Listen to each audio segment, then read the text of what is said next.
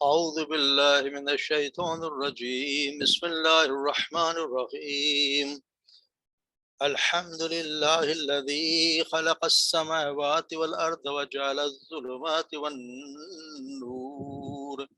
ثم الذين كفروا بربهم يعدلون هو الذي خلقكم من طين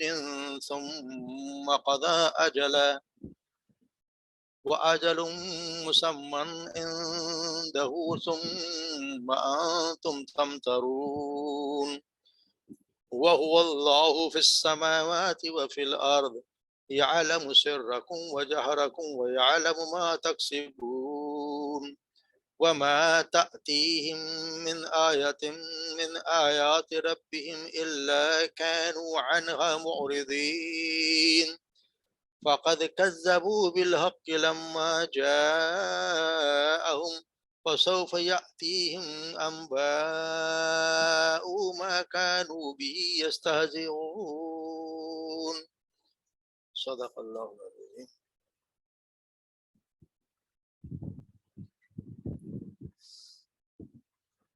سورہ انعام کا آغاز کرتے ہیں، مگر اس سے پہلے کچھ چیزیں جو ہے ہمیں پیش نظر رکھنی چاہیے، جو ہمیں سمجھ آ جانی چاہیے. اب تک ہم نے جو صورتیں پڑھی ہیں کہ وہ ہم نے پڑھی ہیں مدنی صورتیں سوائے سورہ فاتحہ کی. سورہ فاتحہ مکی صورت، اس کے بعد ہم نے جو پڑھی ہیں سورہ آل عمران، سورہ نساء، سورہ مائدہ، یہ سب جو بھی پڑھی ہیں مدنی صورتیں. اب ہم پڑھنے لگے ہیں مکی صورتیں. تو یہ پہلی مکی صورت ہے جو بڑی صورت ہے، اور اس میں ہم نے آغاز کرتے. مکی اور مدنی صورتوں کا تھوڑا سا فرق یہ کہ ایک تو مدینہ منورہ میں جو صورتیں نازل ہیں ان کی ہمیں پوری تاریخ معلوم ہے کہ کون سی صورت بلکہ کون سی آیات تک بھی اندازہ ہے کہ کون سی آیات کس وقت نازل، ان کی بھی ایک پوری تاریخ ہے. مکہ مکرمہ میں ایسا کوئی نظام تھا نہیں، اس وقت کوئی ایسا حساب ہی نہیں تھا. اس لیے مکی دور کی جتنی بھی صورتیں ہیں ان کا جب اندازہ لگاتے ہیں کہ کس وقت داخل ہوئی، کس وقت نازل ہوئی، تو اس زمانے میں پھر اس کے مکی دور کے آپ صلی اللہ علیہ وسلم کی زندگی کے ادوار کا ہمیں مطالعہ کرنا پڑتا ہے کہ آپ صلی اللہ علیہ وسلم کی زندگی میں کیا واقعات پیش ہے اس زمانے میں، اسی کے حساب سے یہ صورتیں نازل ہوئیں. آپ صلی اللہ علیہ وسلم کی زندگی کے تک پر تب ہمیں پتہ ہے کہ جو مشکلات تھیں، اور ان کے اگر آپ دیکھیں تو مکی زندگی کا ہم ان کو ہم چار بڑے بڑے نمایاں ان میں تقسیم کر سکتے ہیں، چار بڑے بڑے ادوار میں. جو پہلا دور آپ صلی اللہ علیہ وسلم کی آغاز بعثت، یعنی جب نبی صلی اللہ علیہ وسلم کو وحی کا نزول ہو، اس سے لے کر اعلان نبوت تک، یعنی جب تک اعلان نہیں کر دیا، وہ جو تین سال کا جو دور ہے اس کو دعوت، اس میں دعوت خفیہ طریقے سے خاص آدمیوں کو دی جاتی رہی، اور عام اہل مکہ کو اس میں علم بھی نہیں ہوا. دوسرا دور آپ کا شروع ہوتا ہے اہل نبوت، جو اعلان کر دیا نبوت کا، اس سے لے کے پھر ظلم و ستم شروع ہو گیا، اس کا آغاز تھا، یعنی تقریباً 2 سال جس میں وسلم کی شدید مخالفت شروع ہو گئی. اس نے پھر مزاحمت کی شکل اختیار کر لی، پھر مذاق اڑانے لگ گئے اور الزامات لگانے لگ گئے، جھوٹا پروپیگنڈا ہو گیا، اور مخالفت جتھا بندیاں میں شروع ہو گئی، اور آخرکار مسلمانوں پر زیادتیاں بھی شروع ہو گئیں، جو زیادہ تر جو بیچارے غریب اور کمزور بھیا اور مددگار تھے ان پر زیادہ ظلم ہونے لگے. تیسرا دور پھر یہ ہے کہ جو آغاز، یہ جو دوسرا دور تھا اس کے بعد سے لے کے یعنی سن 5 نبی سے لے کے سیدنا ابو طالب اور سیدنا خدیجہ کی وفات جو 10 نبی میں ہوئی ہے، اس کی یعنی تقریباً 5 سال، اس میں شدید مخالفت جو تھی، مخالفت شدید، آپ صلی اللہ علیہ وسلم سے شدید مخالفت ہوئی. جو لوگ مسلمان بہت سے کفار موقع کے ظلم و ستم سے تنگ آ کر اب شک سے ہجرت کرنے چلے گئے، مجبور ہو گئے. آپ صلی اللہ علیہ وسلم آپ کے خاندان پر، باقی بعض مسلمان پر معاشی ان کا بائیکاٹ بھی کیا گیا، اور پھر آپ کے اور آپ کے حامیوں کو اور ساتھیوں کو ہم نے پڑھا جیسے شعبہ ابی طالب میں محصور بھی کر دیا گیا. اس کے بعد چوتھا دور شروع ہوتا ہے، اس کے بعد 10 نبی کے بعد 13 ہجری تک، 13 نبی تک جب آپ صلی اللہ علیہ وسلم ہجرت کو اس تک، یہ تقریباً 3 سال ہوئے. یہ اس دور میں آپ صلی اللہ علیہ وسلم ساتھیوں کے لیے انتہائی سخت، بڑی مشکل دور تھا. آپ صلی اللہ علیہ وسلم مکہ کی زندگی آپ کے لیے دوبر بنا دی گئی. آپ صلی اللہ علیہ وسلم کو کوئی دنیا بھی سہارا رہا نہیں. سیدنا فاطمہ، سیدنا خدیجہ بھی رحلت پا گئی، ابو طالب رحلت پا گئے. تو پھر آپ صلی اللہ علیہ وسلم نے زندگی بڑی مشکل ہو گئی. طائف بھی گئے، وہاں بھی کوئی پناہ نہ ملی. حج کے موقع پر آپ ہر ایک قبیلے کے پاس گئے، سب کو دعوت دی ہے مگر کسی نے دعوت قبول نہیں کی۔ پھر اہل مکہ بار بار مشورے کرتے رہے کہ کس طرح آپ کو قتل کر دیں یا قید کر دیں یا بستی سے نکال دیں۔ آخر کار اللہ کے فضل و کرم سے مدینہ منورہ کے انصار کے دل میں اسلام کیا کا کچھ ان کا شعور پیدا ہوا اور وہ اسلام کے اللہ تبارک ان کو توفیق دی اور ان کے دعوت واصل پھر مدینہ منورہ تشریف لے گئے۔ اس سے اندازہ پھر یہ جتنے صورتیں پھر نازل ہوتے ہیں اس کے اندازہ ہوتا ہے کہ آپ صلی اللہ علیہ وسلم کی یہ کون سا دور ہوتا ہے جس میں نازل ہوں۔ تو اس میں ہم دیکھ سکتے ہیں کہ کس طرح یہ نازل ہوئی۔ اس طرح یہ جو ہم نے پڑھی ہے، یہ جو آپ صورت پڑھنے لگے ہیں، یہ کہتے ہیں کہ سیدنا ابن عباس کی روایت ہے کہ پوری سورہ مکہ یہ بیک وقت نازل ہوئی، ایک وقت میں پوری سورت نازل، اس کی صرف 6 آیات ایسی ہیں جو بعد میں اس پوری کی پوری 6 آیات کے علاوہ ساری صورت ایک ہی وقت میں نازل ہوئی۔ سیدنا معاذ بن جبل کی چچا بہن اسما بنت یزید کہتی ہیں جب سورہ بنی نبی صلی اللہ علیہ وسلم پر نازل ہوئی تو اس وقت آپ اونٹنی پر سوار تھے، میں اس کے نکیل پکڑے ہوئے تھی اور بوجھ کے مارے اونٹنے کا حال یہ ہو رہا تھا کہ معلوم ہوتا تھا کہ اس کی ہڈیاں ٹوٹ جائیں گی۔ یعنی پھر یہ بھی روایت ہے کہ یہ جس رات نازل ہوئی پوری کی پوری صورت اسی رات آپ صلی اللہ علیہ وسلم سے لکھوا بھی دیا۔ اس کے بھی غور کرنے سے پتہ چلتا ہے کہ یہ آپ صلی اللہ علیہ وسلم کے مکی دور کے آخری زمانے میں نازل ہوئی، کیونکہ سیدنا اسما بنت یزید کی روایت کے مطابق اس کی تصدیق کرتی ہے تو وہ انصار میں سے تھیں اور ہجرت کے بعد ایمان لے کے آئے، اس وقت ایمان بھی نہیں لائے تھے۔ اس سے قبول اسلام سے ان کے پہلے کا واقعہ تو یقیناً آپ صلی اللہ علیہ وسلم کی عقیدت میں آپ صلی اللہ علیہ وسلم میں حاضر ہوئی ہوں گی، تو یہ آخری یقین آپ کی حاضری آپ کی مکی زندگی کے آخری سال میں ہوئی ہوگی۔ اس سے یہ پتہ چلتا ہے کہ یہ آخری دور میں نازل ہوئی۔ پھر ہم یہ بھی دیکھیں کہ مدنی صورتوں میں اور مکہ کی صورتوں میں بڑا فرق ہے ان کا۔ مدنی صورتوں میں ہم نے دیکھا کہ زیادہ تر خطاب یا تو مسلمانوں سے ہے، یعنی مسلمانوں کی بحث امت مسلمہ خطاب ہے، یا پھر اہل کتاب سے یہود و نصارہ سے ہے، تو ان کو دعوت دی گئی ہے کہ وہ سابقہ مسلم امت ہے، ان کو بھی کہہ سکتے ہیں، ان کو ترغیب بھی دی گئی ہے، ڈرایا بھی گیا ہے۔ پھر ان کو میں صورت میں نفاق منافقت کا بڑا ذکر ہوگا، منافقین کا ذکر کثرت سے آئے گا، کیونکہ مدینہ منورہ میں منافقت بہت زیادہ تھی۔ اوس اور خزرج کے وہ لوگ جو مدینہ میں آباد تھے اگرچہ تھے تو عربی، لیکن یہودیوں کے زیر اثر وہ ان کے ساتھ رہتے تھے، انہیں سے پھر ان کی عادات ان کا اثر و رسوخ میں شامل ہو گیا، تو وہ بھی اخلاق اور کردار میں کافی ان میں بھی کمزوریاں آ گئی۔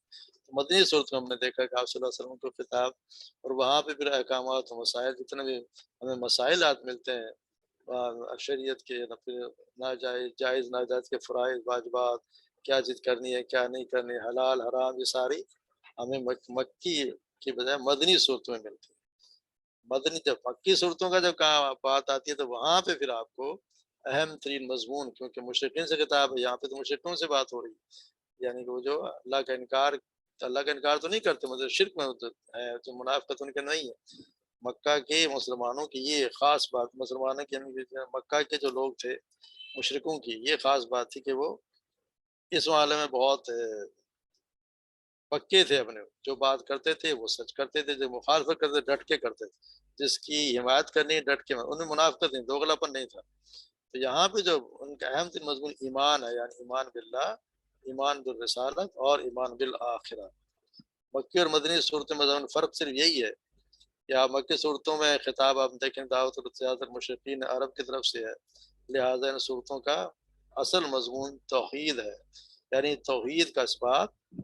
شرک کی نفی اور ایمانیات کا تذکرہ ہے۔ ان صورتوں میں اہل ایمان سے خطاب بہت ہی کم ہے، اہل ایمان سے کوئی خطاب نہیں ہے، اور اگر ہے بھی تو آپ براہ راست نہیں ہے، بلکہ آپ صلی اللہ علیہ وسلم کو مخاطب کیا گیا ہے، آپ صلی اللہ علیہ وسلم سے واحد کے صیغے میں خطاب کیا گیا ہے اور آپ کے ذریعے سے تمام مسلمانوں کو مخاطب کیا گیا ہے۔ ان صورتوں میں نفاق کا کوئی ذکر نہیں ملے گا، کیونکہ مکی دور میں جیسے میں نے بتایا کہ کوئی مرض موجود ہی نہیں تھا، اہل مکہ کے کردار میں پختگی تھی، وعدے کے پکے تھے، جس چیز کو مانتے تھے پورے خلوص اخلاص کے مانتے تھے، اور نہ مانے سے میں پھر ڈٹ کے اس کی مخالفت کیا کرتے تھے، ان میں چال بازیاں وغیرہ نہیں تھی۔ ان کے علاوہ مکی صورتوں میں انسانی اخلاقیات پر بڑا زور دیا گیا ہے، سچ بولنے کی تاکید ہے، جھوٹ بولنے کی حوصلہ شکنی ہے،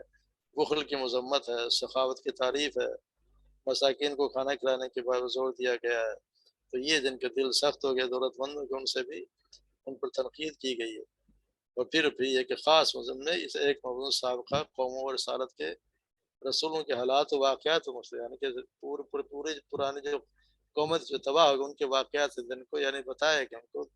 دلیل دے کے ان کو سمجھایا گیا۔ اس کا مسئلہ یہ ہے کہ ان کا مقصد یہ ہے کہ تاکہ ان کو پتہ چلے کہ جس قوم نے بھی رسول کا انکار کیا وہ تباہ کر دی گئی، اس قوم کا جڑ کاٹ دی، وقت دابر القوم الذین ظلموا، اور جڑ کاٹ دی گئی ظالم قوم کی۔ تو یہ ان کو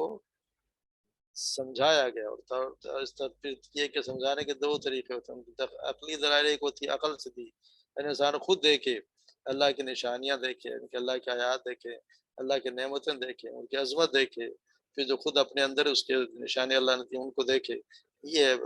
اللہ تبارک تعالیٰ یہ آپ اس کو کی جاتی ہے کہنے وہ اپنے عقل سے، عقل کی دلیل۔ ایک ہوتی ہے نقل کی دلیل، نقلی یہ نہیں جو ہمارے اردو میں نقل کی ہوئی، یعنی پرانی قوموں کے جو قصے ہیں، ان کی تاریخ ہے، اس سے انسان سبق حاصل کرے کہ پرانی قوموں کے ساتھ، پرانے جو قومیں گزری ہیں ان کے ساتھ اگر انہوں نے انکار کیا تو ان کے ساتھ کیا گزرا، کیا ہوا، اس طرح بھی پھر ان کے واقعات بیان کر کے بھی پھر ان کو سمجھایا جاتا ہے۔ تو یہ ہوتی ہے نقلی دلائل، عقلی دلائل، اور اس طرح دونوں دلائل دے کے ان کو مشرکین مکہ کو سمجھانے کی کوشش کی گئی۔ یہ سورہ ال انعام جو ہم پڑھ رہے ہیں ال انعام، اس میں خاص طور سے مضامین کو ساتھ بڑے بڑے عنوانات ہم دے سکتے ہیں، جیسے میں نے بتایا شرک کا ابطال ہے، عقیدہ توحید کی دعوت دی گئی ہے، عقیدہ آخرت کی بھی تبلیغ کی گئی ہے، اور اس غلط نظریے کی بھی تردید ہے کہ زندگی بس یہی ہے، زندگی کچھ نہیں، اس کے بعد کچھ بھی نہیں۔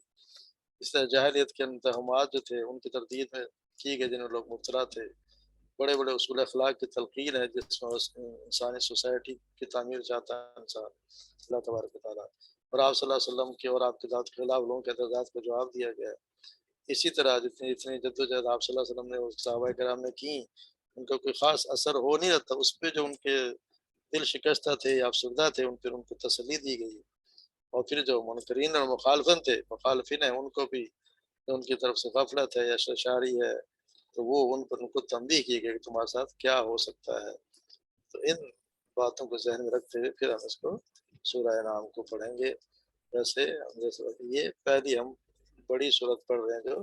مکی دور میں نازل ہوئی۔ بس مکی اور مدینے کا مطلب یہ ہے کہ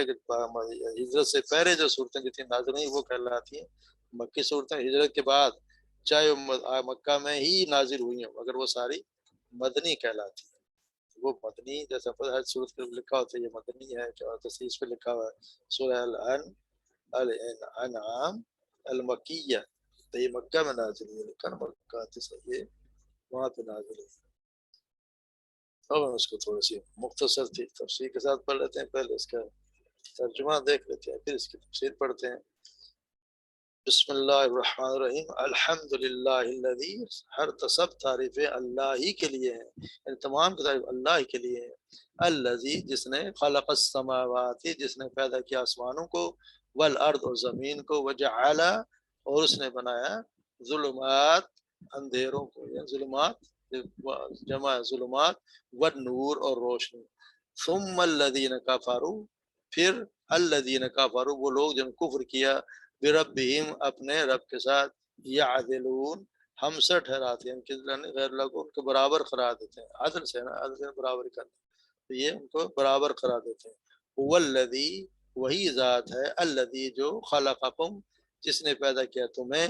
من طین، مٹی سے، ثم پھر قضا اجلا، پھر مقرر کیا ایک وقت یعنی موت کا ایک وقت معین کیا، واجل مسمن، اور ایک وقت مقرر ہے، عنده، اس کے پاس، ثم انتم تمترون، ثم انتم، پھر تم شک کرتے ہو، تمترون شک سے نا کہ شک کرتے ہو، اس بارے میں شک کرتے ہو۔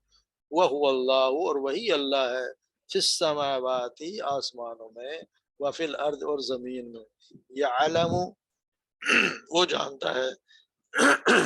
سرکم، جو تم چھپاتے ہو، وجہرکم، اور جو تم ظاہر کرتے ہو، ویعلم، اور وہ جانتا ہے، ما تکسبون، جو تم کماتے ہو یا جو تم کرتے ہو، وما تاتیہم، اور نہیں آئے ان کے پاس، من آیتن، کوئی آیت، من آیات ربہم، اپنے ان کے رب کی آیات، ان کے رب کی نشانی میں سے کوئی نشانی، کوئی آیت نہیں آئی ان کے پاس ان کے رب کی نشانی میں سے، الا، مگر، کانو، وہ تھے، عنہا، اس سے، معرضین، اعراض کرنے والے، فقد، پس یقیناً، कज़्ज़बू उन्होंने झुटलाया बिलहक हक को लम्मा जाअहुम जबकि वो जाअहुम उनके पास आ गया फसौफा पस अन करीब यातीहिम आएंगे उनके पास अम्बाउ खबरें माँ कानू वो कानू थे भी जिसका वो यस्ताजून मजाक उड़ाते थे यानी जिसका मजाक उड़ाते थे वही खबरें उनके पास कुछ से बाद उन्हें आएंगे उनके पास।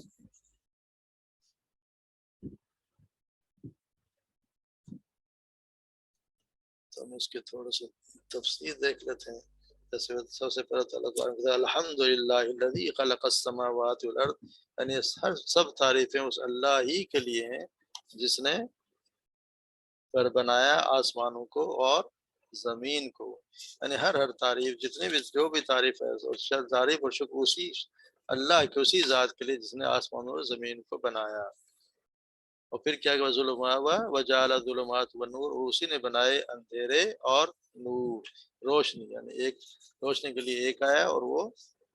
यानी अल्लाह ही है जिसने आसमानों और जमीन को सबको बनाया और उसी ने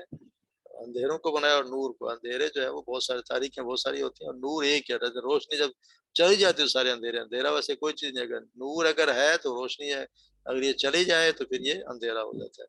सुम्मल्लज़ीना कफ़रू बिरब्बिहिम यअदिलून फिर वो लोग जो कुफ्र किया वो अपने रब के बराबर दूसरों को बनाते हैं। यानी ये हमें ज़हन में रखनी चाहिए कि कुफार जो मुशरिकीन मक्का थे वो इस बात को तो तस्लीम करते थे कि ज़मीन और आसमान का बनाने वाला अल्लाह ही है। वही दिन को निकालता है रात भी वही लेके आता है उसी ने चांद सूरज को बनाया है। उनका किसी का भी अकीदा ये नहीं था कि ये लात हुबल या उज़्ज़ा या किसी और देवी देवता का ये काम है। तो उनसे उनसे खिताब कर अल्लाह तबारक व तआला फरमा रहा है उनसे फरमाया जा रहा है कि नादानो जब तुम ये खुद मानते हो कि ज़मीन और आसमान का खालिक वही है दिन और रात का लाने वाला वही है तो दूसरे कौन होते हैं उनके सामने तुम सजदा करते हो नजरें न्याज़ें चढ़ाते हो दुआएं मांगते हो और अपनी हाजतें पेश करते हो। यानी कि अल्लाह को मानते भी हो हर चीज का रब भी तुम्हारा वही है। हर चीज को तुम मानने के बावजूद जो तुम उसी को दूसरे को फिर तुम उसके हमसे ठहराते हो। वल्लज़ीना कफ़रू बिरब्बिहिम यअदिलून ये यानी जब हर चीज का खालिक अल्लाह है तो मुझे अपना रब मानने और तस्लीम भी करते हैं तो फिर उनको लाजिम है कि इबादत उसी की करते। यकीनन जब उस हर चीज का मालिक भी वही है पैदा करने वाला भी होती बात भी उसी का हक है।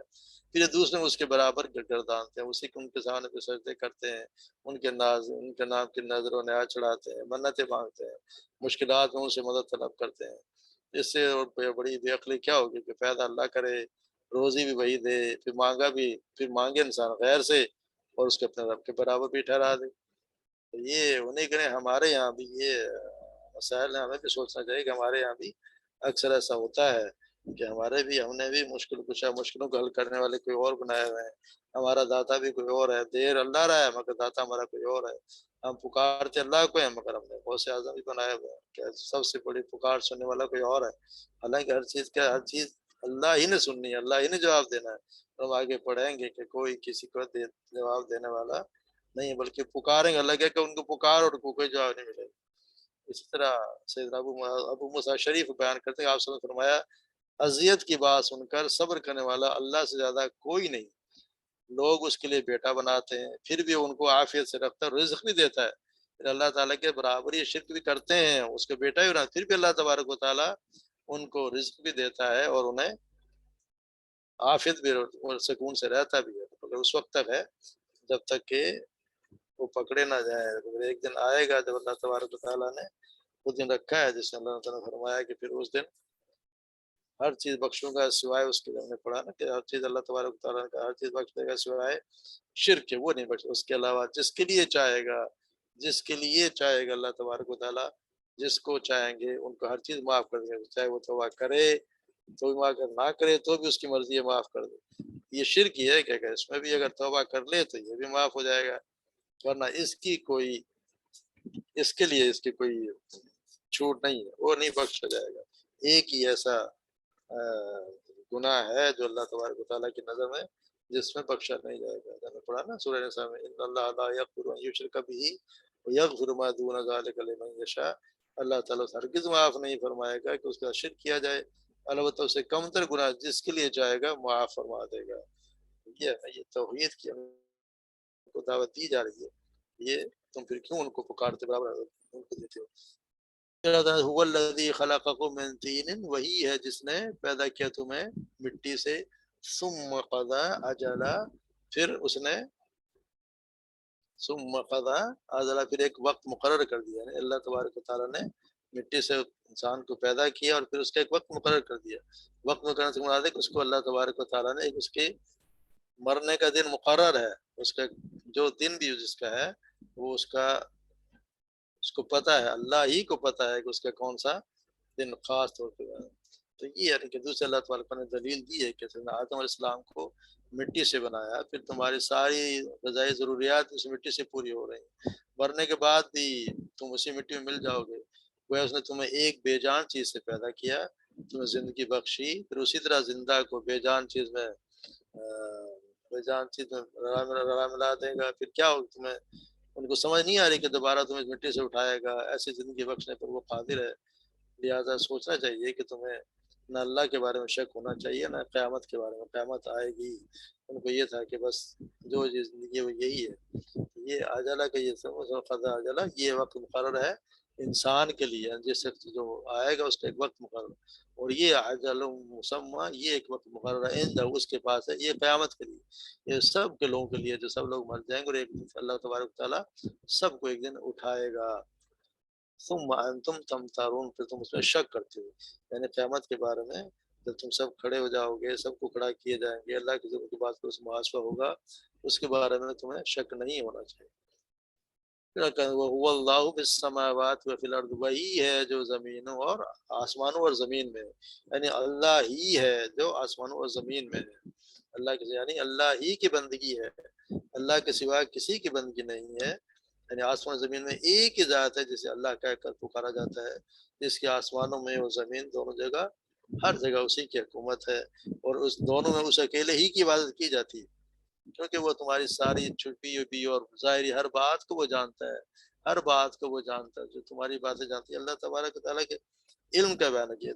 ख़ास से इल्म के बारे में बयान कर दिया कि अल्लाह तबारक व तआला का इल्म हर चीज़ पर मुहित है, हर चीज़ को वो जानता है। चाहे तुम छुपा के बात करो, चाहे ज़ाहिरी करो, जो भी करो, अल्लाह तबारक व तआला उससे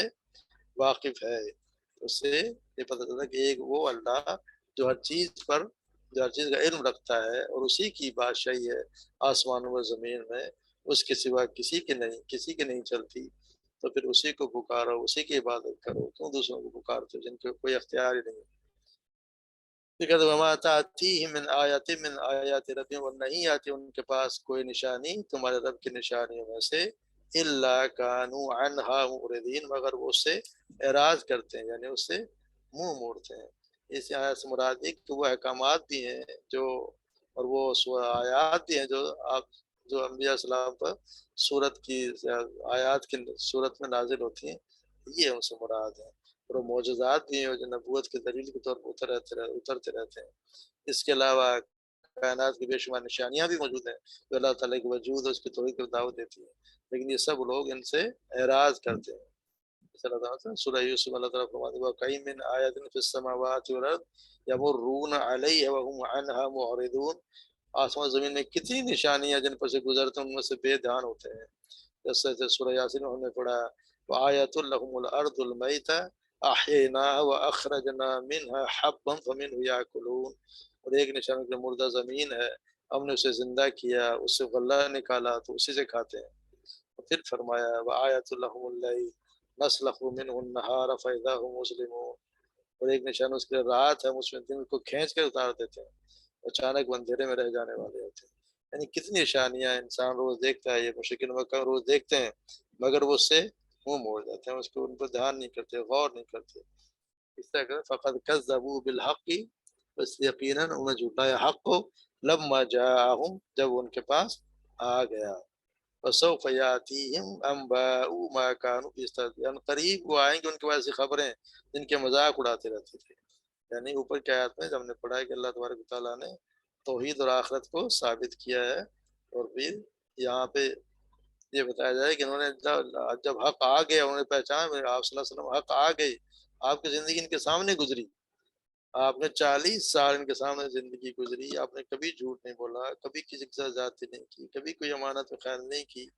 بلکہ خود آپ صلی اللہ علیہ وسلم کو صادق اور امین کہا کرتے تھے، اپنی امانتیں ان کے پاس رکھوا دیتے تھے، اور پھر جب صرف مخالفت سے شروع ہوئی، جب ان پر وہی نازل ہونے لگی تو پھر وہ مخالفت شروع ہو گئی، ان کو جھٹلایا، اس سے جب ان کے پاس حق آ گیا پسو کو یاد، اور جب آئیں گی اس کا مطلب یہ کہ کفار مراقب جس بات کا مذاق اڑاتے ہیں، یعنی مذاق اڑاتے کہ یہ لوگ دیکھیے کیوں بڑی بڑی باتیں کرتے ہیں کہ یہ جماعت کیا کرے، ہم دنیا پہ حکومت کریں گے، اور یہ ان کا مذاق ہو، یعنی کہ چھوٹی سی کمزور سی مٹھی میں جماعت ہے، کھانے پینے کی چیزیں ان کے پاس ہے نہیں، کپڑے ہیں نہیں، کتنے غریب ہیں، اور یہ خواب دیکھتے ہیں محلوں کے۔ اس کے جواب میں اللہ تبارک و تعالیٰ فرماتے ہیں یہ کفار جس بات کو مذاق سمجھتے ہوئے ہنستے مذاق اڑاتے ہیں، ان قریب مسلمانوں کو پھر آپ کو خبریں ملیں گی ان کو، اور ہوا ایسا ہی، آپ صلی اللہ علیہ وسلم مدینہ منورہ چلے گئے، وہاں پہ ہجرت کر کے چلے گئے، اور پھر جب پہلی جنگ ہوئی، جنگ بدر، تو اس میں ان کے کتنے بڑے بڑے سردار مارے گئے، اور ان کو پوری طرح شکست ہوئی، اور آپ صلی اللہ علیہ وسلم کو قریش کے کوئی 24 سرداروں کی لاشوں کو بدر کے کنویں میں سے گندے اور ناپاک کنویں میں پھینکوا دیا۔ خبریں ان کے پاس پہنچی، ساری خبریں ان کے پاس پہنچی، یہ اب اس وقت تو کوئی سوچ نہیں سکتا تھا، نہ ہی مسلمانوں کو کسی خبر کا پتہ تھا کہ کیا ہونے والا ہے، تو اللہ تبارک نے آیا ان کو خبر دی کہ ان قریب تمہارے پاس وہ خبریں پہنچیں گی، ان کا تم مذاق اڑاتے ہوتے۔ یہ آپ صلی اللہ علیہ وسلم نے یہاں پہ ان کو سمجھانے کی کوشش کی ہے کہ اللہ تبارک و تعالیٰ ان کو سمجھا رہے ہیں کہ کس طرح ان کی سمجھ میں آ جائے یہ بات کہ یہ حق ہے، اور یہ تم ایمان لیا اس پہ، اور اللہ کے سوا کوئی تمہارا مددگار نہیں، یہ دیوی دیوتا ہیں جن کو تم پوچھو، جن کو تم نے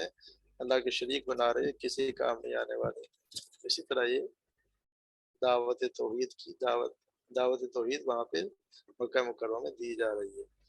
انشاءاللہ باقی انشاءاللہ آگے ہم کل پڑھیں گے، وعلینا الا البلاغ۔